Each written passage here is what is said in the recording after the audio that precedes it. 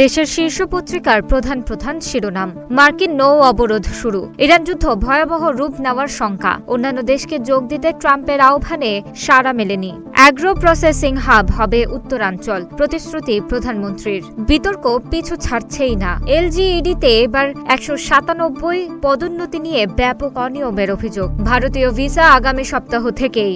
হাম ও উপসর্গে মৃত্যু আরও 7 শিশুর। কালের কণ্ঠ।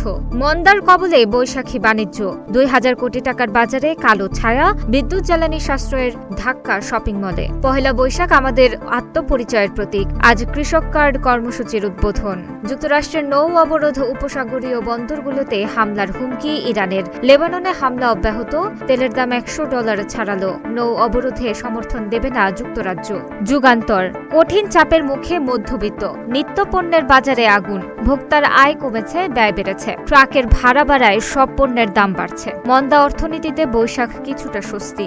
জাতীয় মানবাধিকার কমিশনের নজিরবিহীন অচলাবস্থা, কমিশন সদস্যদের খোলা চিঠি। দুর্নীতিবাজদের পোয়াবারও হতাশ সাধারণ মানুষ। দুদক অধ্যাদেশ বাতিল।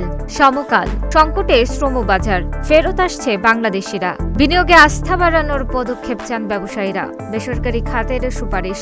কৃষিভিত্তিক শিল্পে বাড়তি নজর দিতে চায় সরকার। প্রধানমন্ত্রীর সঙ্গে ব্যবসায়ীদের বৈঠক। বিদ্যুতের দাম সমন্বয় করতে যাচ্ছে সরকার। দাম নির্ধারণে মন্ত্রিসভা কমিটি গঠন।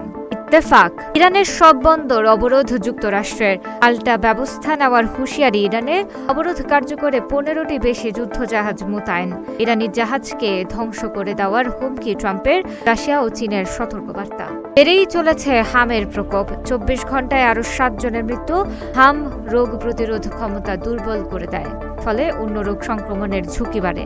শ্যামলীতে 60 হাসপাতালের মাসিক চাঁদা 50 লাখ টাকা। যুবদলের মঈন সহ 7 জন গ্রেফতার, 4 জন রিমান্ডে।